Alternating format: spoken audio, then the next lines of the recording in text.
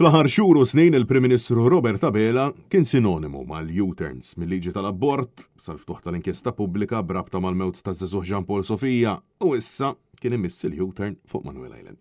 Dan kif fl-aħħar jiem il-mexxej Laburista ħareġ xi attakka b'mod mill-aktar partiġan fuq il-kwistjoni tal-iżvilupp ta' Manuel Island, żvilupp illi fis-sena 2000 il-Partit Laburista dak iż-żmien immexxi minn Alfred Santi tfit mal-konsultazzjoni legali li ngħatat lill-Kabinett Laburista dak iż-żmien mill-eks deputat mexxej Laburista George Abela qabel miegħu b'mod unanimu.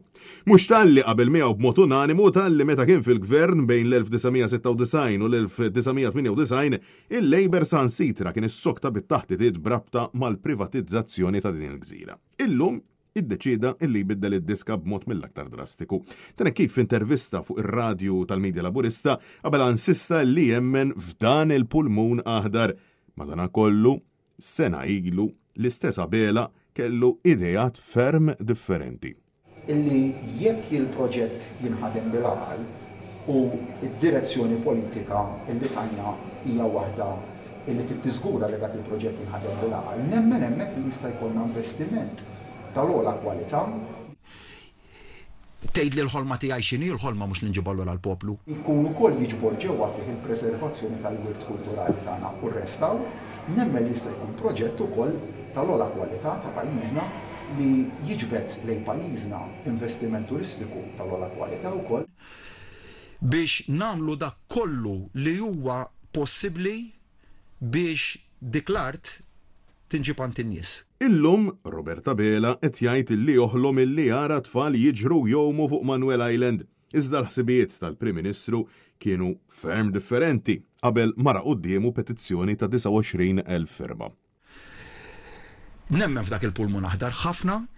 Nemmen li dak il-proġett jista' jinkorpora ġo fih il-prinċipju ta' svilupp li huwa sostenibbli, però naċċenna s-sostenibilità. Jiġifieri mbagħad mill-banda l-oħra jekk aħna rridu nħarsu lejn investiment li attira turizmu ta' kwalità lejn pajjiżna, ma nistgħux ngħidu leha għal kull żvilupp. Qed ngħidha kważi lil hemm bil-proġett speċifiku ma tgħidha b'mod ġenerali.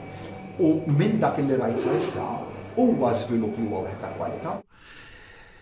Però nemmen ukoll li jekk naħdmu bil-galbu dan jista' jkun proġett ta' ħolma l-Maltin u l-Awċin. Dak il-park b'spazju miftuħ ta' rilassament ta' divertiment, ġifieri noħlom li nara tfal hemmhekk tagħna li jieħdu pjaċir. Għaw li nelevaw il fuq il-prodott ta' pajjiżna, ejja ma ngħidux li dak il-proġetti għaliex hekk imorru f'dik id-direzzjoni li dal-pajjiż jibda le għal kollox hemmhekk nemmen li konna tollis. U-turn waħda wara l-oħra mill-Prim Ministru. Biex issa wieħed qed jistenna soluzzjonijiet illi Abela sissa ma huwa qed jeskludi xejn. Lanqas protest ġudizzjarju iżda xejn żvelat laxint qal mal-NGOs u inqas fil-grupp parlamentari Laburista.